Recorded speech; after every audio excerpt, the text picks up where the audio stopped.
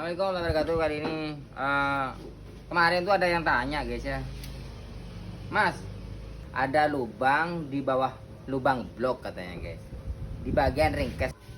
Sebelum saya kasih tahu apa fungsinya ya, saya mau tunjukkan dulu lubangnya yang mana ya. Ini saya pasang dulu guys.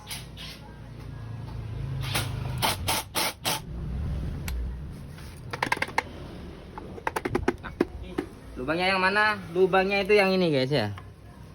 Nah, ini ada 5 lubang, 1 2 3 4 5. Nah, ini nih yang ditanya fungsinya apa. Ya. Itu fungsinya adalah guys ya. Mari. Fungsinya adalah sama-sama. Ini obeng ya. Ah, ini nih buat nyungkit guys. Buat memisahkan ringkas satu dengan lainnya. Nah, buat nyungkit gini ya. Oke guys ya. Semoga bermanfaat ya. Tetap ikuti channel ini. Mantap, is the best.